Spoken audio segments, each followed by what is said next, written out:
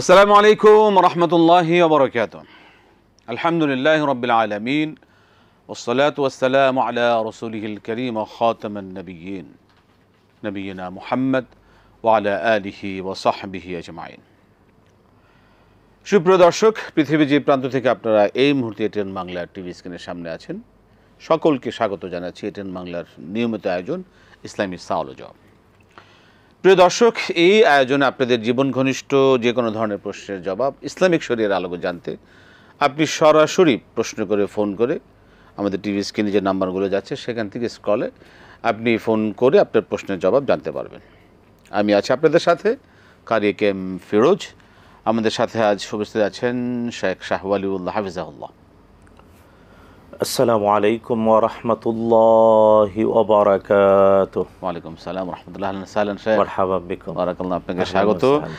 দর্শকদের সরাসরি আয়োজনের প্রিয় দর্শক, আপনারা আমাদেরকে একটি বিষয় অবশ্যই মনে করে সহযোগিতা করবেন, যারা আমাদের সাথে এই অনুষ্ঠান আয়োজনে আপনি প্রশ্ন করার সুযোগ পাচ্ছেন। আপনি যখন কথা বলবেন আমাদের সাথে সরাসরি, আপনি যে টিভি সেট টেলিভিশন দেখছেন, টেলিভিশনের ভলিউমটা কমিয়ে কথা বলুন, প্রশ্ন সাজিয়ে গুছিয়ে অল্প কথা করবার চেষ্টা করুন, কারণ সারা পৃথিবীব্যাপী অনেকে অপেক্ষা আছেন একটি ছোট্ট প্রশ্ন বিষয় জানবার জন্য, আরেকজনকে সুযোগ দেওয়ার জন্য। আমরা সংক্ষিপ্তভাবে আমরা সময়টাকে যত কাজে লাগাতে পারি চেষ্টা করবেন ইনশাআল্লাহ। শেখ, আমরা শুরু করতে পারি ইনশাআল্লাহ। বিসমিল্লাহ, শুরু করছি। দর্শক, আপনাদের সরাসরি প্রশ্ন রিসিভ এখনই। যে প্রথমে কে আছেন বলবেন কি প্রশ্ন? আসসালামু আলাইকুম।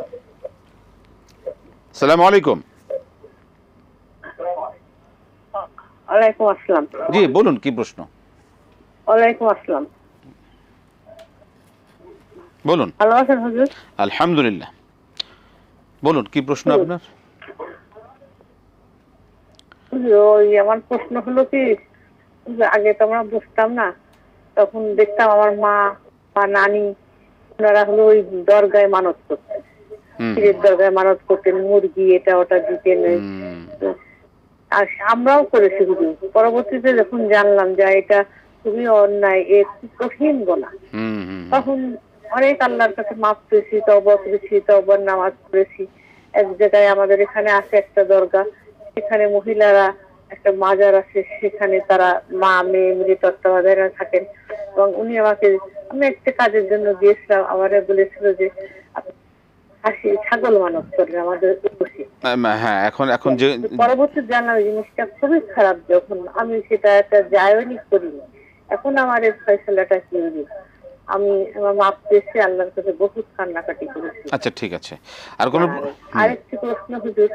জি জি বলুন। আরেকটি প্রশ্ন হুজুর, আমি একটা ইসলামী পত্রিকায় একটা দরুদ শরীফ দেখেছিলাম, এটা কি সঠিক কিনা, পড়া যাবে কিনা বলেন। আমি এটা সবসময় পড়ি, সাল্লাল্লাহু আলা সাইয়্যিদিনা মুহাম্মদ। ঠিক আছে, ঠিক আছে। নামাজের বাদে পড়ি, এমনি সময়ও পড়ি। ঠিক এটা আছে। কি সঠিক হুজুর? সাল্লাল্লাহু আলা সাইয়্যিদিনা মুহাম্মদ। সাল্লাল্লাহু আলা সাইয়্যিদিনা মুহাম্মদ। ঠিক আছে, ধন্যবাদ। আমরা শুনছি আপনার বিষয়ে। জি জি মোহতারাম, আমরা যাব আরেকটা প্রশ্ন দর্শক আছেন। জি দর্শক বলবেন। আসসালামু আলাইকুম। ওয়ালাইকুম আসসালাম। বলুন, কি প্রশ্ন? হুজুর আমার দুটো প্রশ্ন। জি। ওই যে যখন খুশির কোনো সংবাদ শোনা যায় বা হয়, তা তখন কি সিজদা দিলে নামাজ দেওয়া যাবে? একটা হুজুর, খুশির সংবাদ অজু শর্ত কিনা? হ্যাঁ জি জি। আর আমার ছেলের 7-8 বছর একটা মেয়ে হয়েছে, মেয়েটা 2 বছর বয়স, তো কথা বলতে পারে না। তা হুজুর কানে কানে শোনে, সবই বোঝে, কিন্তু কি করা যায় এখন? 7-8 বছর হয়ে গেছে, এখনো কথা বলছে না? না না না, 7-8 বছর পরে বাচ্চাটা হয়েছে, তা 2 বছর বয়স। ও 7-8 বছর পরে হয়েছে, বাচ্চার বয়স এখন 2 বছর। আচ্ছা, ঠিক আছে, কথা বলছে না, কি এটার জন্য কি করা যেতে পারে? অনেক ধন্যবাদ, আমরা শুনবো ইনশাআল্লাহ। আপনারা শুনুন শেখ, ইনশাআল্লাহ মেহেরবানি, আমরা শুরু করতে পারি। আলহামদুলিল্লাহ ওয়াসসালাতু ওয়াসসালামু আলা রাসূলিল্লাহি ওয়া বা'দ। আকুলু ওয়া বিল্লাহিত তাওফিক। তিনি যেভাবে প্রশ্ন করেছেন যে দরগায় বা কবরে বা মাজারে মৃত ব্যক্তির কবরস্থানে মান্যত, এটা সম্পূর্ণ হারাম। তো এটার জন্য তিনি যেভাবে বলেছেন, তওবা করেছেন, তওবার সালাত করেছেন, শুধু তাই না আল্লাহ তাআলার কাছে কান্নাকাটি করেছেন। বিশ্বনবী সাল্লাল্লাহু তাআলা আলাইহি ওয়াসাল্লাম স্পষ্ট জানিয়েছেন, কেউ যদি অমুসলিম থাকে আর ইসলাম কবুল করে, তাইলে ইসলাম কবুলের কারণে তার অতীতের সকল অপরাধ আল্লাহ ক্ষমা করে দেন, নবীজি বলেছেন। দ্বিতীয় বলেছেন তওবা, কেউ যদি সত্যিই তওবা করে তাহলে আল্লাহ সুবহানাহু ওয়া তাআলা তার অতীতের সকল পাপ ক্ষমা করে দেন। সুতরাং তওবার জন্যে মৌলিকভাবে 3টি শর্ত। একটা হলো অতীতের পাপের জন্য লজ্জিত হওয়া, 2 নাম্বার ভবিষ্যতের পুনরাবৃত্তি না করা, আর 3 নাম্বার এই মুহূর্ত থেকেই সঠিক হয়ে যাওয়া। তো আলহামদুলিল্লাহ আপনি যেভাবে বলছেন বিশ্বাস করতে হবে আল্লাহ তাআলা আপনার তওবা কবুল করেছেন। আমিন আমিন আমিন। আর নিজেও এই 3টা শর্ত মেনটেন করবেন। একটা হলো অতীতের অপরাধের জন্য লজ্জিত হওয়া, দ্বিতীয় ভবিষ্যতে আর করব না, আর 3 নাম্বার এখন এর থেকে আল্লাহর কাছে ক্ষমা চাইবো, পানাহ চাইবো, ভালো হয়ে চলবো। সেই ক্ষেত্রে মানে মানে এর পরিবর্তে কি আমল করতে পারেন যেটা সহিহ সুন্নাহ দ্বারা প্রমাণিত? না, ব্যাপার হলো যে মান্নত একটা ইবাদত। আল্লাহ নিজেই বলেছেন আউফু বিন নুযুর, ইউফুনা বিন নাযর। নদর। নদর হলো আরবিতে, বাংলায় বলে মান্নত। মানে আল্লাহ সুবহানাহু ওয়া তাআলার জন্যে যে কোনো ইবাদত অথবা আর্থিক টাকা পয়সা আল্লাহর জন্য দান করব আল্লাহর ভালোবাসায়, এটা মান্নত করা ইবাদত, করাই যায়। কিন্তু সমস্যাটা হলো যখন বলে যে আমি কবরে দেব, মাজারে দেব, দরগায় দেব, তখন এটা অপরাধ হয়ে যায়। দিতে হবে আল্লাহর নামে, আল্লাহর জন্য, আর একেবারে জাকাত খাওয়ার উপযুক্ত মিসকিনদেরকে। সাদা মানে এটা ওই মান্নতটা, জাকাত খাওয়ার উপযুক্ত তারাই কেবল মান্নত খেতে পারে, ও ধনীরা খেতে পারে না। কিন্তু সমস্যাটা হলো কি, এখানে 2টা অপরাধ হয়। একটা হলো যে আল্লাহ তাআলার নামে না করে দরগা বা মৃত ব্যক্তি বা কবর বা মাজারের নামে করা হচ্ছে, এটা শিরক। 2 নাম্বার হলো যে যারা এই টাকাটা ভোগ করে, আমাদের গবেষণায় এটা প্রমাণিত, এই যে দরগাগুলো মাজারগুলোতে যারা এই টাকাগুলো খায়, ওরা সবাই হলো বাস্তবে ধনী, কিন্তু এটা তাদের সোর্স অফ ইনকাম। শুধু তাই না, ওখানে আরো দুর্ভাগ্য হলো, এটা ব্যবসা। শুধু তাই না, পরিবারের সদস্যদের মধ্যে সময় বিট ভাগ করে দেয়া আছে। এটা তো শুনলে মানে বংশীয় লোমহর্ষক পারিবারিক ব্যবসা। এটা মৌলানা লোমহর্ষক। কয়েকটা আমরা জেনে তো চুকে নিজেই নিজের কাছে বিভৎসতায় আটকে উঠি যে পরিবারের উত্তরাধিকারের মতো, মানে যেমন মিরাসের মতো ওই দরগার মানে সময় বন্টন করা হয় গদিনিশীনভাবে, একদম ধারাবাহিকভাবে। কে কতটুকু পাবে, কে কয় ঘন্টা পাবে, কে কয় দিন বসবে, যত মান্নত, ছাগল, গরু, মোমবাতি, আগরবাতি পর্যন্ত বিক্রি। মোহতারাম, এগুলোর সাথে আমাদের প্রশাসন অনেক ক্ষেত্রে জড়িত, দুঃখজনক হলো সত্য। এবং একটি অংশ, এর একটা অংশ বিভিন্ন ডিপার্টমেন্টেও যায়, তারা তাদের সহযোগিতা ছাড়া তো এই মানে এক একটা মাজার এক একটা বলতে গেলে এক একটা ক্রাইম পয়েন্ট হয়ে গেছে নিঃসন্দেহে। কারণ ওখানে একটা গাঁজা মানে হারাম জিনিসের আস্তানা হয়ে গেছে, যেখানে অনেক মানে অনইসলামিক শিরকের চর্চা হচ্ছে, গুনাহ হচ্ছে, বেদাত হচ্ছে, এই চরিত্রহীনতা ছড়িয়ে পড়ছে। উচিত, এটা আপনাকে ধন্যবাদ। আপনি আমাদের এখন প্রশাসন সংস্কার হচ্ছে, অন্তত যারা আমাদের অ্যাডমিনিস্ট্রেশনে অথবা যারা আমাদের নিরাপত্তার দায়িত্বে, পুলিশ যারা, আমরা বিনীতভাবে অনুরোধ করব তারা আমানতের সাথে দায়িত্ব পালনে সচেষ্ট হবেন এবং যে কোথাও ক্রাইম সমূলে উৎপাদন। আর এর সাথে তো মানুষের ঈমান আকীদার একটা বিষয় রয়েছে, আমলের বিষয় রয়েছে, আমল এবং ইসলামের উপরে অপবাদ হচ্ছে। এই বিষয়গুলো আমাদের সচেতন হওয়া দরকার এবং দায়িত্বশীলরা দায়িত্ব পালন করা দরকার। মুহতারাম, পরবর্তী সাল্লাল্লাহু আলা সাইয়্যিদিনা মুহাম্মদ, এই দরুদটা কি ঠিক আছে কিনা? হ্যাঁ, পড়া যাবে, তবে আরেকটু যদি যুক্ত করে দেন সাল্লাল্লাহু আলা সাইয়্যিদিনা মুহাম্মাদিন ওয়া আলিহি ওয়া সাল্লাম, তাইলে একেবারে শোনায় সোহাগা, তাসলিম সহ। হ্যাঁ, তাসলিম সহ, সালাত এবং সালাম দুইটাই হলো, এবং রাসূল সাল্লাল্লাহু আলাইহি ওয়াসাল্লামের পরিবার পরিজনের কথাও হলো। আপনি যতটুকু ততটুকু বলতে পারেন, কিন্তু যদি আমরা অনুরোধ করছি সাল্লাল্লাহু আলা সাইয়্যিদিনা মুহাম্মদ, আপনি এতটুকু বলেন, আমরা আর 2টা শব্দ বাড়াতে অনুরোধ করছি, তা হলো সাল্লাল্লাহু আলা সাইয়্যিদিনা মুহাম্মাদিন ওয়া আলিহি ওয়া সাল্লাম। সুবহানাল্লাহ, সুবহানাল্লাহ। খুশির সংবাদে আমরা সেজদায় লুটিয়ে পড়ি, সেই সেজদা কি অজু শর্ত কিনা? অজু ছাড়া কি করা যাবে কিনা? না, অজু ছাড়াও শুকরানার সেজদা, সাজদাতু শুকর অর্থাৎ কৃতজ্ঞতার সেজদা, আল্লাহ সুবহানাহু ওয়া তাআলার কোন নিয়ামত পেয়ে, প্রত্যাশিত কোনো জিনিস হাতে পেয়ে অজু নাই তবুও সেজদায় লুটিয়ে পড়তে পারে। খুব ভালো লাগে মহতারাম যে আমাদের যখন বিশেষ করে আমাদের প্লেয়াররা যখন বিভিন্ন ক্ষেত্রে যারা একটা বড় সফলতা অর্জন করেন মাঠের মধ্যে সেজদা সবাই লুটিয়ে পড়েন, সেই ক্ষেত্রে আমরা অনেক সময় মানে দর্শকের প্রশ্ন থাকে যে ওনার তো অজু আছে কিনা এই অবস্থা লুটিয়ে পড়ছেন। এটা অজু ছাড়াও জি জি কৃতজ্ঞতার সেজদা দেয়া যায়। খেয়াল রাখতে হবে যাতে গোসল ফরজের মতো নাপাকি শরীরে না থাকে। গোসল ফরজের মতো নাপাকি নাই তাহলে অজু ছাড়াও ব্যক্তি, পুরুষ অথবা নারী, ছেলে অথবা মেয়ে, যুবক, বৃদ্ধ, যে কেউ সাজদাতুস শুকর আল্লাহ সুবহানাহু ওয়া তাআলার জন্য শুকরিয়া আদায়ের সেজদা দিতে পারে। সেটা স্বাভাবিক সেজদাই দিবে গিয়ে সেখানে তাসবিহ। তবে আপনি যে কথাটা বললেন যে খেলার মাঠে জানা উচিত সেজদাটা ইবাদত। সেজদা ইসলামের শ্রেষ্ঠতম ইবাদতের একটা পার্ট। সেজদা নিজেই ইবাদত, আবার শ্রেষ্ঠ ইবাদতের অংশ। তো এই সেজদা আমরা দিতে গিয়ে খেলার মাঠে দেই, তবে খেয়াল রাখা উচিত ওই খেলাটাও যাতে শরিয়ার অনুকূলে হয়। অর্থাৎ এত দীর্ঘ সময় খেললাম, যাতে নামাজের ওয়াক্ত চলে গেল খবর নাই, কিন্তু পরে সেজদা দিয়ে দিলাম, এই জিনিসগুলো যাতে ব্যালেন্স করা হয় আমাদের অনুরোধ। গুরুত্বপূর্ণ এই ক্ষেত্রে আরেকটা খুব গুরুত্বপূর্ণ বিষয়, সেই ক্ষেত্রে খুশিতে আনন্দে সেজদা লুটিয়ে বললাম, সেই ক্ষেত্রে দিক যে আমরা যে কেবলা কি মানে নির্দিষ্ট করা জরুরি কিনা জানা উচিত যে স্বাভাবিকভাবে সকল সেজদার জন্য কিবলাটা নিশ্চিত করা উচিত। তবে নামাজের জন্য কিবলা নিশ্চিত করা ফরজ। যে কোনো নামাজে দাঁড়ানোর আগে ভিতরে বাহিরে যে ফরজ, এর মধ্যে একটা ফরজ হলো অবশ্যই কেবলা নিশ্চিত হওয়া। কিন্তু শুকুরের সেজদা দিতে গিয়ে ব্যক্তি মানে আবেগ তাড়িত হয়ে তখন যদি কেবলা তালাশ করতে গেলে তাকে তো আরো আবেগটা একটা বিষয়,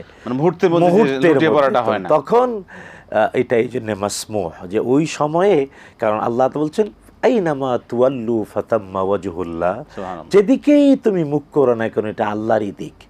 সুতরাং সাজদাতুশ শুকর নামাজের অংশ হিসাবে দিচ্ছে না, আমি আবারও বলছি নামাজের অংশ হিসেবে দিচ্ছে না, স্বতন্ত্র কেবল একটা সেজদা দিচ্ছে। তো এই সেজদা দিতে গিয়ে যদি কেবলা ঠিক নাও হয় তাহলে অপরাধ হবে না, কিন্তু চেষ্টা করা কেবলার দিক নিশ্চিত হয়েই সেজদা দেওয়া, এটাই স্বাভাবিক। আহসান। 7-8 বছর পর সেই কাঙ্ক্ষিত সন্তান দুনিয়াতে এসছে, 2 বছর হয়ে গেল, এখনো কথা বলছে না, ইসলামী শরিয়ার আলোকে কি করতে পারেন, কি করণীয় রয়েছে? না দেখুন, রাসূলুল্লাহ সাল্লাল্লাহু তাআলা আলাইহি ওয়াসাল্লাম শৈশবে 2 বছর পর্যন্ত বিশ্বনবীও কথা বলেননি। আলহামদুলিল্লাহ। নবীজি সাল্লাল্লাহু আলাইহি ওয়াসাল্লাম শৈশবে তার বয়স যেদিন 2 বছর পূর্ণ হয় এই দিন তিনি কথা বলা শুরু করেন। তো স্বয়ং বিশ্বনবী তার 2 বছর শৈশবে পূর্ণ হয়েছে কথা বলা শুরু করেছেন। হ্যাঁ, কোনো বাচ্চা একটু দেরিতেও কথা বলে, 2.5 বছর 3 বছর, এই জন্যে বাবা মা বলার চেষ্টা করাবেন, কানের কাছে বলবেন, এবং মানে মুসা আলাইহিস সালামের দোয়াটা বারবার পরে ওর মুখে ফু দেবেন, রব্বি ইশরাহ লি সাদরি ওয়া ইয়াসসির লি আমরি ওয়াহলুল উকদাতাম মিন লিসানি ইয়াফকাহু কওলি, ওয়াহলুল উকদাতাম মিন লিসানি ইয়াফকাহু কওলি, পরে ওর মুখের ভিতরে ফু দেবে। হ্যাঁ, সেই ক্ষেত্রে আশাহত হওয়া যাবে না, অবশ্যই আশাহত হওয়া যাবে না, এটা আমাদের একটা আল্লাহ পাকের একটা বিষয়। সেই ক্ষেত্রে কারণ কথা বলা শিক্ষা দেওয়াটা আল্লাহরই, আল্লাহ বলছেন আর রহমান খালাক আল্লামাল কোরআন খালাকাল ইনসান আল্লামাহুল বায়ান, এটা আল্লাহর শিক্ষার অংশ। আল্লাহ তাআলাই শিখাবেন, তো আল্লাহর কাছে দোয়া করতে হবে, চাইতে হবে। জি ইনশাআল্লাহ আমরা দোয়া করছি, সারা পৃথিবীতে যারা সবাই দোয়া করবেন ইনশাআল্লাহ। যে আমরা পরবর্তী প্রশ্নে যাব। জি দর্শক কে আছেন বলুন। আসসালামু আলাইকুম। ওয়া আলাইকুম আসসালাম ওয়া রাহমাতুল্লাহ। আমি আরিফ চট্টগ্রাম থেকে। আরিফ সাহেব বলুন, কি প্রশ্ন? আমার প্রশ্ন কি? প্রথম প্রশ্ন, এখন আমি চট্টগ্রাম থেকে ঢাকায় গেলাম, এখন ঢাকা থেকে আসবার সময় আমি আসরের নামাজকে জোরে সময় পড়তে পারবো? চট্টগ্রাম থেকে ঢাকা, আবার ঢাকা থেকে চট্টগ্রাম? জি। তখন আমি মনে করেন আসরের টাইম আমি ট্রেনে থাকবো, গাড়ির মধ্যে থাকবো, এখন আমি জোরের টাইমে কি আসরটা পড়তে পারবো? আচ্ছা ঠিক আছে। জোহর আসর একসাথে পড়তে পারবেন কিনা? জি। আরেকটি প্রশ্ন আমার, জি মুখতারাম বলছিলেন যে বড় কথার এটা আমলটা, এখন আমি একটু আপনার থেকে জানিয়েছি, একটা দোয়া বলছিলেন আউযুবিল্লাহিল আযীম আল্লাযী লাইসা শাইউন, এই দোয়াটা মানে এই দোয়াটা পড়বো, দোয়াটা অনেক নামটা, তো দোয়াটাই পারি আউযুবিল্লাহিল আযীম الذي ليس شيء أعظم منه وبكلمات الله التامة التي لا يجاوزهن بر ولا فاجر وبأسماء الله الحسنى ما علمت منها وما لم أعلم ومن شر ما خلق জি। وجرى وبرأ। জি, জি। এখন এর পাশাপাশি আমি কি এই দোয়াটা করতে أعوذ بكلمات الله التامة من كل شيطان وهامة ومن كل آل لامة তারপর পাশাপাশি বিসমিল্লাহ الذي لا يضر مع اسمه شيء في الأرض ولا في السماء وهو السميع العليم। এই দোয়াগুলোকে অ্যাড করতে পারবো ঠিক আছে, পুরো কথা আমলটার মধ্যে? ঠিক আছে, জি ধন্যবাদ আরিফ সাহেব, আমরা শুনবো। ধন্যবাদ আপনাকে। আমরা আরেকটা প্রশ্নে যাব, দর্শক অপেক্ষা আছেন। যে দর্শক বলবেন আপনি আপনার কি প্রশ্ন? আসসালামু আলাইকুম। ওয়ালাইকুম আসসালাম। জি দিনাজপুর বিরামপুর থেকে মঞ্জুরা বলছি। জি জি বলুন বলুন। আমার একটা প্রশ্ন, হ্যাঁ শাহাদত আঙ্গুল যে বলে যে বিশেষ বিশেষ জায়গা আল্লাহতে হবে, বিশেষ বিশেষ জায়গা কি আল্লাহমা মোহাম্মদ এগুলা নাকি আমরা বুঝি না, বাবা একটু বুঝে দিও। আচ্ছা ঠিক। আসসালামু বিশেষ আলাইকুম। জায়গায় নাড়ানোর ক্ষেত্রে বলা হয়েছে, সেই বিশেষ জায়গাগুলো কোনগুলো? আচ্ছা মোহতারাম, যে প্রশ্নগুলো আমরা হাতে আসলো, চট্টগ্রাম টু ঢাকা, ঢাকা টু চট্টগ্রাম, এই যে আসার পথে কি জোহর আসরকে জমায়েতান করতে পারবেন কিনা? জানা উচিত ব্যক্তি যখন মুসাফির থাকেন, মুসাফির থাকা অবস্থায় তার অধিকার জামান ওয়া কাসরান করার। যদিও আমাদের এই সাবকন্টিনেন্টের আমাদের ওলামারা বলেন যে স্বাভাবিকভাবে মানে কসর করবে, তবে জমা না করা ভালো, এটা আমাদের সাবকন্টিনেন্টের আলেমরা বলেন। কিন্তু বিশুদ্ধ হাদিস দ্বারা প্রমাণিত বিশ্বনবী সাল্লাল্লাহু তাআলা আলাইহি ওয়াসাল্লাম এবং আসহাবু রাসূলিল্লাহি সাল্লাল্লাহু আলাইহি ওয়াসাল্লাম রাদিয়াল্লাহু আনহুম তারা মুসাফির অবস্থায় 2 ওয়াক্ত একসাথে জমা করেছেন। তা হলো জোহর এবং আসর, মাগরিব এবং এশা। অর্থাৎ মুসাফির থাকা অবস্থায় জোহরের ওয়াক্তে অগ্রিম আসর পরে নেওয়া যায়, অথবা আসরের সময় গিয়ে জোহর মিলিয়ে পড়া যায়। তাকদিম তাখির দুইটাই। তাকদিম তাখির দুইটাই প্রমাণিত, মাগরিবের সাথে এশা অথবা এশার সাথে মাগরিব। কিন্তু ব্যাপার হলো যে এটা জানা উচিত যে ব্যক্তি যখন চট্টগ্রাম থেকে ঢাকা আসলেন, তো তিনি চট্টগ্রামে নিজের মহল্লা থেকে যখন বের হলেন, মহল্লা মানে হলো ব্যক্তি নিজের ঘর এবং চতুষ্পার্শ্বে 40টা ঘর, ব্যক্তি নিজের ঘর এবং এর চারদিকে 40 ঘরকে বলে মহল্লা। ব্যক্তি যখন মহল্লা থেকে বের হয়ে গেল তখন তার উপরে মুসাফিরের হুকুম। তখন থেকে তার গন্তব্য ঢাকায়, গন্তব্যে পৌঁছে যাওয়া পর্যন্ত, গন্তব্যের যে মহল্লা ওই মহল্লায় ঢুকা পর্যন্ত সে মুসাফির। হ্যাঁ, যদি মুসাফিরের যে সময় যে 15 দিন, হ্যাঁ অন্য 3 মাযহাবে মাত্র 5 দিন, তো 5 দিন বা 15 দিন থাকার নিয়তে যদি তার গন্তব্যের মহল্লায় ঢুকে যায় তাহলে মুকিম হয়ে গেল। কিন্তু আবার যখন বেরিয়ে গেল ওই মানে মহল্লা থেকে, যেখানে তার গন্তব্য, এর চতুর্দিকে 40 ঘর, এখন তো একটা ফ্ল্যাটই বা 2 বাড়ি মিলেই 40 ঘর হয়ে যায়, তো এর মহল্লা থেকে বেরিয়ে গেল, তার উপরে আবার মুসাফিরের হুকুম হয়ে গেল। তাই মুসাফিরের হুকুম যেখানে শুরু হয় সেখান থেকেই সে জোহর আসর একসাথে, মাগরিব এশা একসাথে, আগে অথবা পরে পড়তে পারে, কোনো অপরাধ নেই। আহসান শেখ, মাশাআল্লাহ, বারাকাল্লাহ। আমরা একটা প্রশ্নে যাব, তার আগে এর এক প্রশ্নটা আমরা নিয়ে নিই। আউযু বিল্লাহিল আযীম, এর সাথে যে আউযু বিকালিমাতি তাম্মা, এটাকে মিলানো যাবে কিনা? হ্যাঁ, জানা উচিত এই যে দোয়াটা আরিফ সাহেব পড়লো, এটা এত বিখ্যাত দোয়া যে মানে এই দোয়া যে পড়বে সকাল সন্ধ্যায়, জাদু কখনো তাকে স্পর্শ করতে পারবে না। মাশাআল্লাহ। কারণ কাব বিন আহবার রাদিয়াল্লাহু তাআলা, তিনি মানে মানে আহলে কিতাব ছিলেন, ইসলাম কবুল করলেন। কাব বিন আহবার রাদিয়াল্লাহু তাআলা তিনি বলছেন, তিনি যদি রাসূলুল্লাহ সাল্লাল্লাহু আলাইহি ওয়াসাল্লাম শেখানো এই দোয়াটা না পড়তেন তাহলে ইহুদিরা তাকে জাদু করে গাধা বানিয়ে ফেলতো। কারণ এই পৃথিবীতে জাদুবিদ্যায় সবচেয়ে এক্সপার্ট হলো ইহুদিরা এই জাদু চর্চা করে, সারা দুনিয়ায় শিখায় ওরাই। তো ইহুদিরা তাকে জাদু করে গাধা বানিয়ে ফেলতো। আউযু বিল্লাহিল আযীম আল্লাযী লাইসা শাইউন আ'যামু মিনহু ওয়া বিকালিমাতিল্লাহিত তাম্মাতিল্লাযী লা ইউজাউযুহুন্না বাররু ওয়ালা ফাজির ওয়া বিআসমাইল্লাহিল হুসনা মা আলিমতু মিনহা ওয়া মা লাম আ'লাম ওয়া মিন শাররি মা খালাকা ওয়া যারাআ ওয়া বারাআ। আমি আবার বলি, আউযু বিল্লাহিল আযীম আল্লাযী লাইসা শাইউন আ'যামু মিনহু ওয়া বিকালিমাতিল্লাহিত তাম্মাতিল্লাতী লা ইউজাউযুহুন্না বাররুন ওয়ালা ফাজির ওয়া বিআসমাইল্লাহিল হুসনা মা আলিমতু মিনহা ওয়া বিআসমাইল্লাহিল হুসনা মা আলিমতু মিনহা মা মিন শাররি মা খালাক মা আ'লাম ওয়া মিন শাররি মা খালাকা ওয়া যারাআ ওয়া বারাআ। সকাল সন্ধ্যায় এই দোয়াটা পড়ার চেষ্টা করে, তাইলে জাদু দিয়ে কেউ ক্ষতি করতে পারবে না। এর সাথে আউযু বিকালিমাতিল তাম্মা মিন কুল্লি এর মধ্যে আউযু বিকালিমাতিল্লাহি তাম্মা মিন কুল্লি শাইতানিন ওয়া হাম, এটাও পড়া যেতে পারে, কারণ এটা হলো মানে বাচ্চাদের জন্য আশ্রয় প্রার্থনার দোয়া, নিজের জন্যও পড়া যায়, এগুলোও দেয়া যাবে কোনো সমস্যা নেই। আমরা আবারও দর্শক প্রশ্ন যাচ্ছি। দর্শক জি কে আছেন বলুন, কি প্রশ্ন? আসসালামু আলাইকুম। হ্যাঁ, আসসালামু আলাইকুম। ওয়ালাইকুম আসসালাম। বলুন কি প্রশ্ন? হ্যাঁ ভাই, আমার 3টে প্রশ্ন। আমি মোহাম্মদপুর থেকে নূরজাহান পারভিন। জি বলেন বলুন বলুন। জাজিম পাড়া নরম বিছানায় নামাজ পড়া যাবে কিনা, 1 নম্বর। আর 2 নম্বর প্রশ্ন হচ্ছে, আমি বনি ইসরাইল সূরায় 110 নম্বর আয়াতে পড়েছিলাম যে হলো অনেক উঁচু আওয়াজও নামাজ পড়া যাবে না, আবার খুব নিচু আওয়াজও নয়, এর মাঝামাঝি ধরুন। জি, তাইলে কতটুকু সেটার মানে ইয়াটা কতটুকু নামাজ পড়তে পারবে? আচ্ছা, জি জি হ্যাঁ। আর 3 নম্বর প্রশ্ন হলো, খালি পায়ে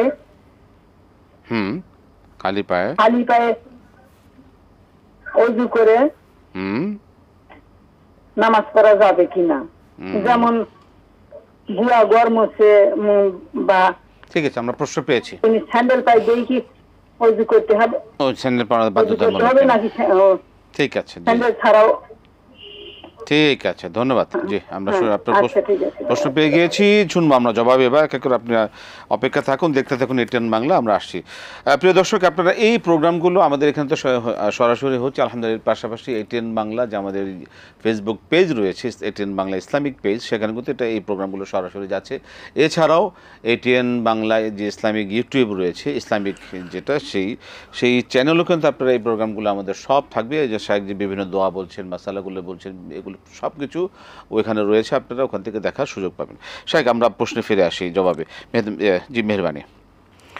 জি হ্যাঁ, এরপরে শাহাদাত আঙ্গুল, এটা খেয়াল রাখা উচিত। আমাদের অনেকেই শাহাদাত আঙ্গুলি, আমরা সাধারণত আমাদের এই দেশে বলা হয় যে এইভাবেই থাকবে, তারপরে আশহাদু আল্লাহ ইলাহা ইল্লাল্লাহ বলে নামায় ফেলা। এটা আমাদের এই সাবকন্টিনেন্টেই কেবল প্রচলিত, এই কথাটার বিশুদ্ধ দলিল নাই। মানে রেফারেন্সটা তারা কিভাবে দেন? এটা চলে আসছে, কারণ আমাদের দেশে অনেকগুলো বিষয় দীর্ঘদিন চলে আসছে, বলেছেন আলেম, কেউ বলেছেন, আর কোনো ফিকাহবিদের কোনো অনেক কিছুই আসলে এমন, যেমন মনে করেন নাওয়াইতু আন উসাল্লি আলিল্লাহি তাআলা বলে নামাজের নিয়ত, এটা কায়দায়ে বাগদাদি শিখিয়েছে, অথচ কোরআন হাদিসের কোথাও এটা নাই। ঠিক এই ধরনের আর কি অনেক কিছু চালু হয়ে গিয়েছে। যাই হোক, আমাদের মানে ওনাকে মুরব্বীকে ধন্যবাদ, তিনি প্রশ্ন করেছেন।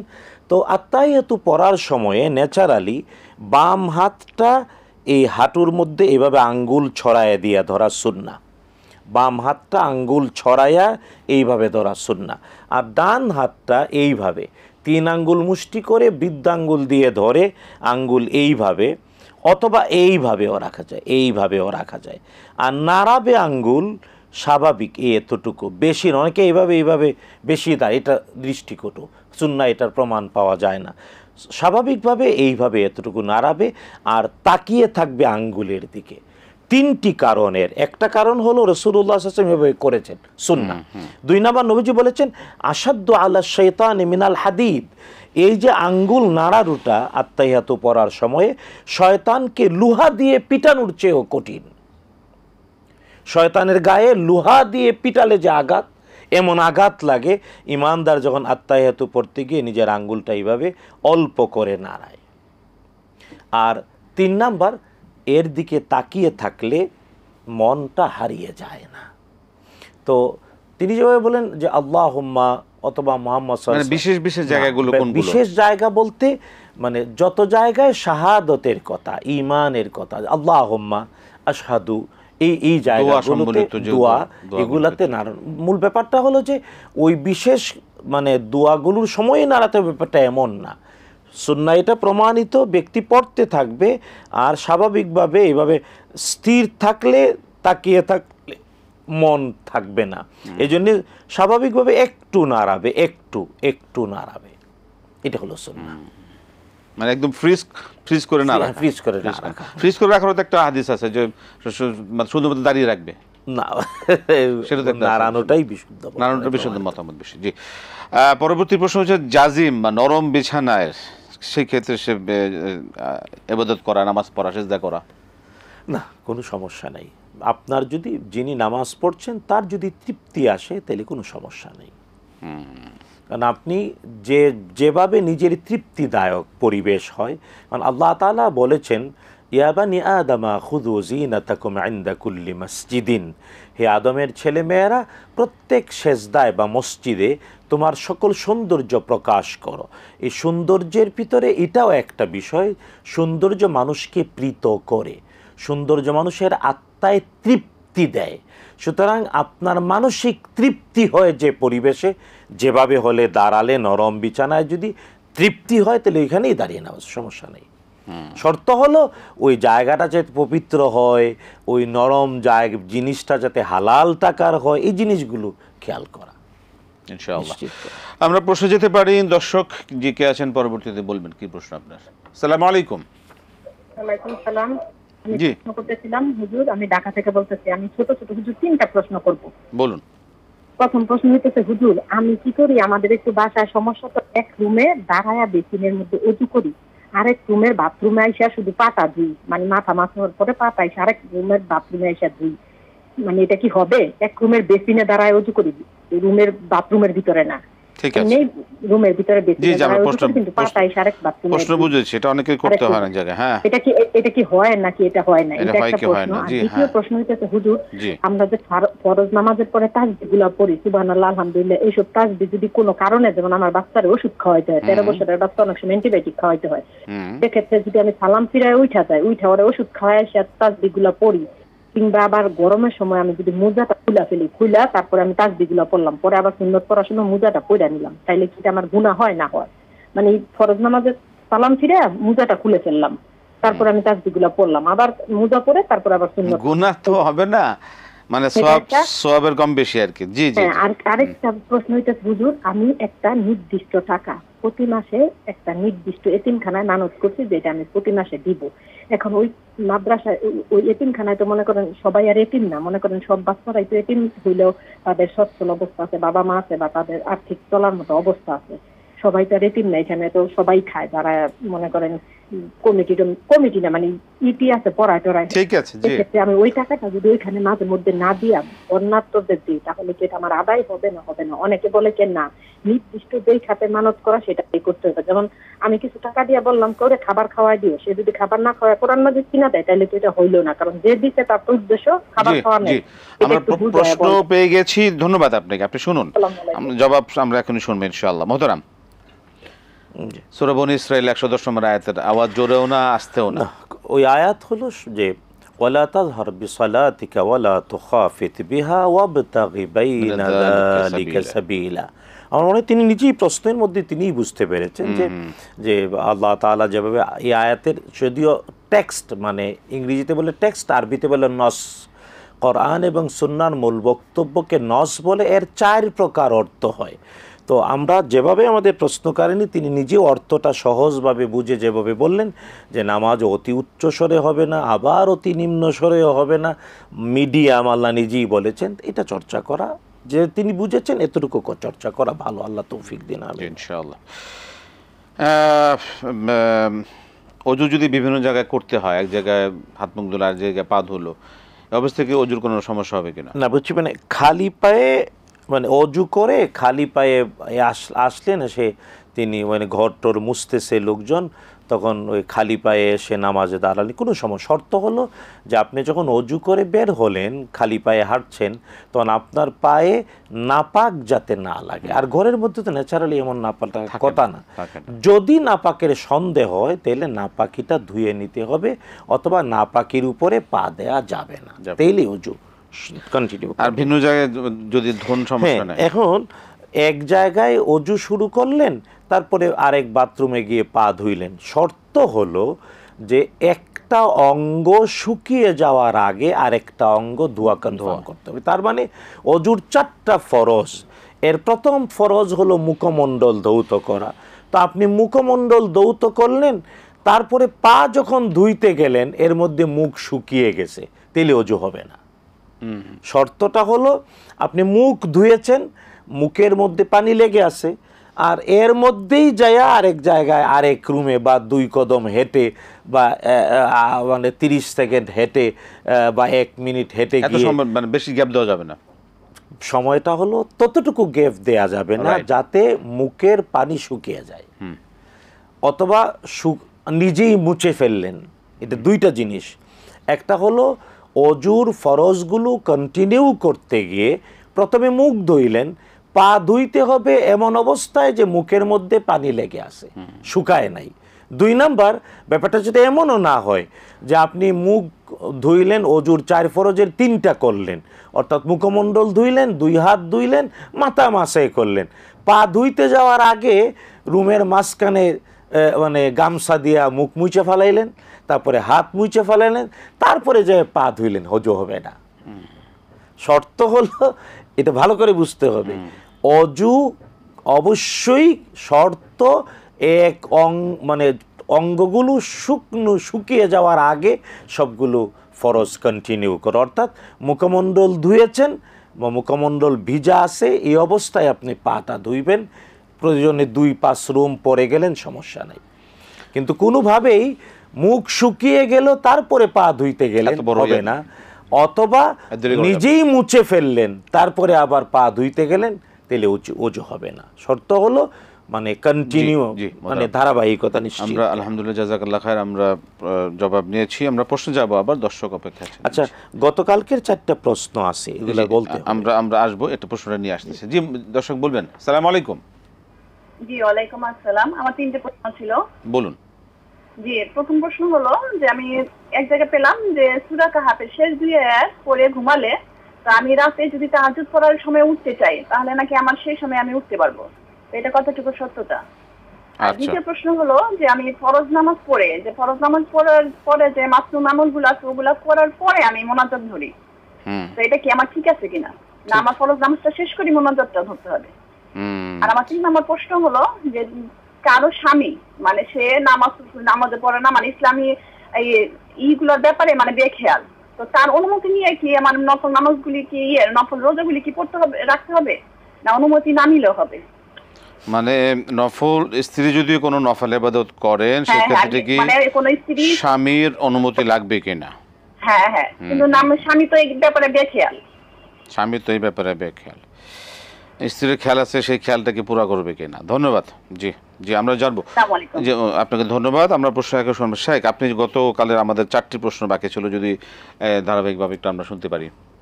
সংক্ষেপে, আমাদের আরো প্রশ্ন রয়ে গেছে, অনেক দর্শক অপেক্ষা আছেন, একটু মেহরবানি করে। জি, একজন জানতে চেয়েছিলেন যে অজু করার পরে তাহিয়াতুল ওযু সাথে সাথে না একটু দেরিতে? এটা হলো নিজের, আমাদের সময় মাত্র 1 মিনিট, এর মধ্যে আমরা শেষ করতে হবে। তাহিয়াতুল ওযু চেষ্টা করা উচিত দেরি না করে দ্রুত পড়ে নেয়া। আর আসমাউল্লাহিল হুসনা জানা উচিত, আল্লাহ তাআলার 99টি গুণবাচক নাম আসমাউল্লাহিল হুসনা, যদিও আল্লাহর এর বাহিরে আরো অনেকগুলো নাম আছে। আল্লাহ তাআলার গুণবাচক নামের শেষ নাই, মানে আল্লাহ তাআলার 99টি, কেবল 99টি গুণবাচক নাম সকাল সন্ধ্যা যে পড়ে আল্লাহর জান্নাত তার জন্য ওয়াজিব হয়ে যায়। পরবর্তী প্রশ্ন। আর তাসবিহ তাহলিল মনোযোগ দিয়ে মনোযোগ নাই, শুধু মুখে তাসবিহ তাহলিল পড়লো, মনোযোগ নাই, মুখে বলে ফেললো, অভ্যাস জানা উচিত। আরবিতে অভ্যাসকে বলে আদাত, আর আদাতের সাথে মানে বা লাগাইলে ইবাদত, তা অভ্যাস হিসেবে না করে ইবাদত হিসেবে করতে হবে। আর ইবাদত হিসেবে কবুল হওয়ার জন্য শর্ত মনোযোগী হওয়া। আর নামাজে মনোযোগ নাই, তাহলে নামাজ কবুল হওয়ার সম্ভাবনা থাকে না। নামাজে মনোযোগী হওয়ার জন্য চেষ্টা করতে হবে। আল্লাহ তাআলা বলেছেন ফাওয়াইলুল লিল মুসাল্লিন, ধ্বংস ওই নামাজি আল্লাযীনা হুম আন সালাতিহিম সাহুন। প্রশ্ন রয়ে গেল। আমাদের আজকে শেষ করতে পারলাম না, দুঃখিত।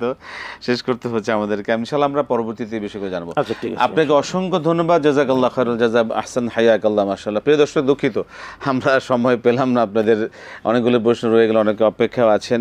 ইনশাআল্লাহ আজিজ, আমাদের এই অনুষ্ঠান এটা ধারাবাহিক ইনশাআল্লাহ, রবি থেকে বৃহস্পতি প্রতিদিন আমাদের হচ্ছে ইনশাআল্লাহ। আপনারা ধারাবাহিকভাবে ইনশাআল্লাহ দেখবেন, শুনবেন। অবশ্যই এই প্রশ্নগুলোর জবাব আমরা ইনশাআল্লাহ আগামী অনুষ্ঠানগুলোতে আয়োজনে আমরা শুনবো, জানবো ইনশাআল্লাহ। আজকে শেষ করতে হচ্ছে, বিদায় নিচ্ছি। আসসালামু আলাইকুম ওয়া রাহমাতুল্লাহি ওয়া বারাকাতুহু।